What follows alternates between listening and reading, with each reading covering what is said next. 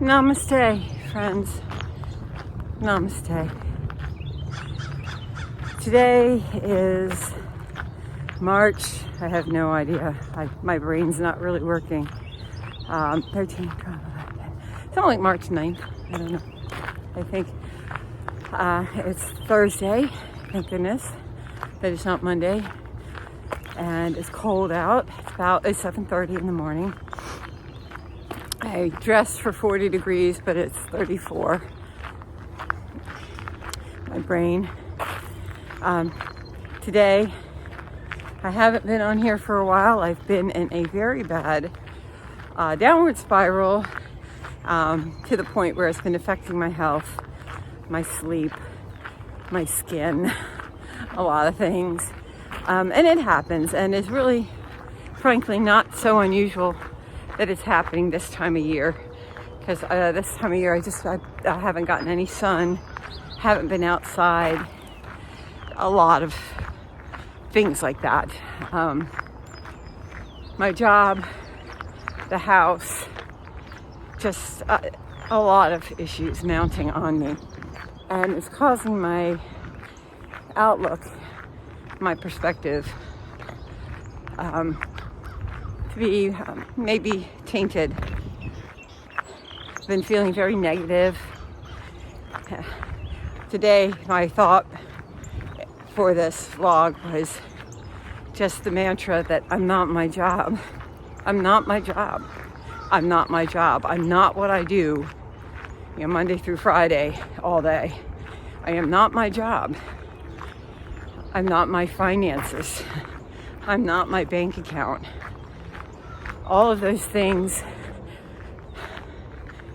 they're there. They have to be there, but they don't define me. Sometimes I start feeling like they do define me. Everywhere you go, every form you fill out, and you go to the doctor even, you fill out forms. What's your occupation? Anytime I just feel like I'm not my job. I'm feeling very, I don't even know the word. I don't want to sound entitled. I have a job. It's a halfway decent job. Halfway. It's sufficient enough. I'm heading into where we get a so-called an annual raise. Usually comes into effect April 1st. And usually by now I've had a meeting with my supervisor to tell me what that raise is going to be, and I haven't had a meeting. My poor supervisor, I do like him. He has been struggling more than I have. I know he's had various health issues, and he's way younger than me, and he has a young son, and I feel for him because I think he's really struggling. Within the last year, I don't even think it's been a year, he's had a heart attack, and then he had COVID very bad, and just a lot of issues. And so he hasn't been working a lot, so which means I haven't had a lot of contact with my direct supervisor, and I haven't had a meeting about my so-called raise. I've been there 4 years, and I get raises. My raises are like 14 cents. And it's hard when you spend so much of your time and you go above and beyond and you're not getting anywhere. And my company within the last year has slowly been piling more and more on us. They restructured. We had a lot of layoffs. We've had people leave. We had mandatory overtime during busy season last year. And now we are down to a bare bones crew, which means we have been so busy. I am hopping, constantly the whole time I'm at work. There's no time to breathe. Mistakes are getting made. I'm cleaning up people's mistakes. I'm not saying I don't make mistakes, but I do. When I'm working on something that's important, I slow down and take my time, because I don't want to make mistakes. And a lot of the sunshine. the way our corporate structure is that they're always posting productivity numbers, everything we do, how we spend our time, everything we do, how many emails we send, how many issue tickets we create, how many calls we take, how many calls we make. The list goes on and on. Everything. How long we're on the phone. Everything is tracked. And part of that, I suppose, is the new normal with remote work. But everything we do, obviously, is recorded and monitored. And what gets me is that every day they post productivity numbers of what everybody's doing. And, you know, if you fall behind, you're publicly shamed. And I, of course, am by far the oldest person on my team. And I do not let the numbers dictate the job that I do. I do the best work that I can because I'm working with real people. I'm working with people in tough situations, and they deserve attention to detail. They deserve it. So I give them that. But I'm also, by nature, a rule follower. So I do feel like I have to make sure that I am hitting numbers and etc. So it's a continual struggle for me. Sideline here. There's an underground bunker here.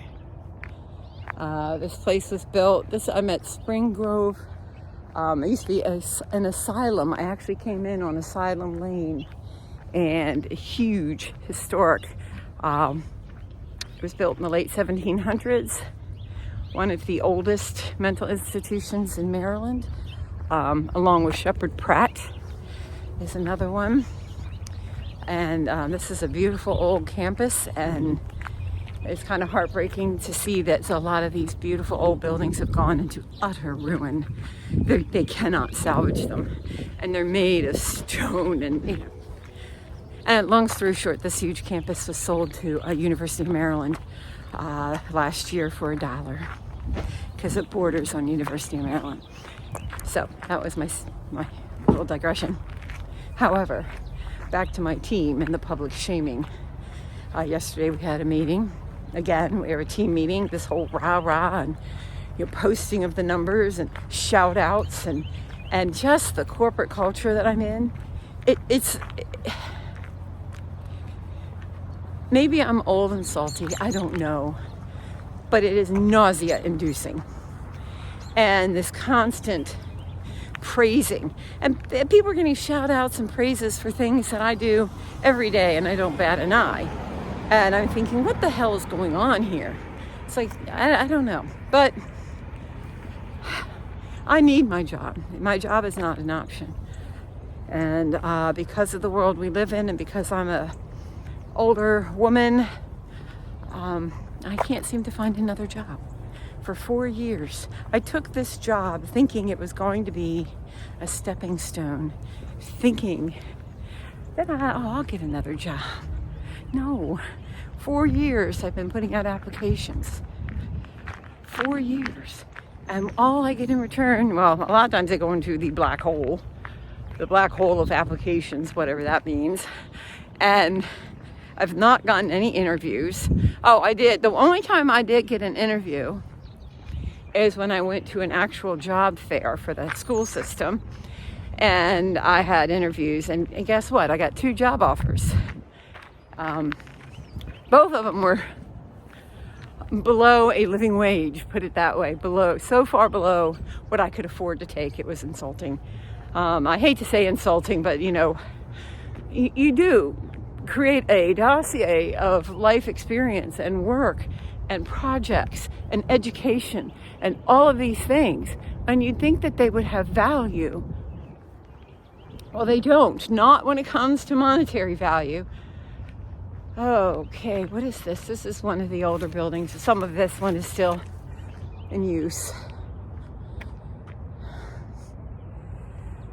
It's so fascinating to me that I live bordering this institution. I don't often walk through here.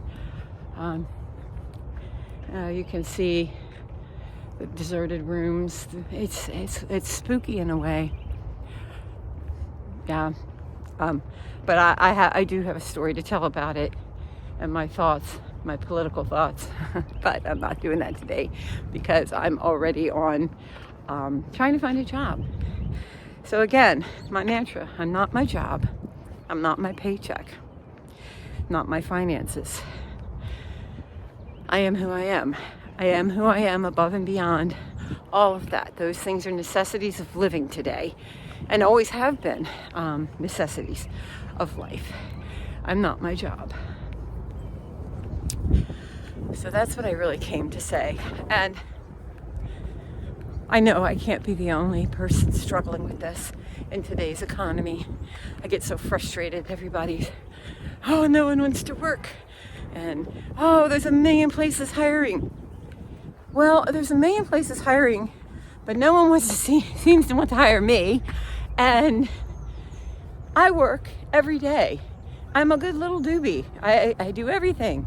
I do everything they tell me to do. I'm always on time. I'm always detail oriented. I'm always a team player because that's who I am. And that's, I think, particularly for our generation, that's what we're used to. And it's not very valued.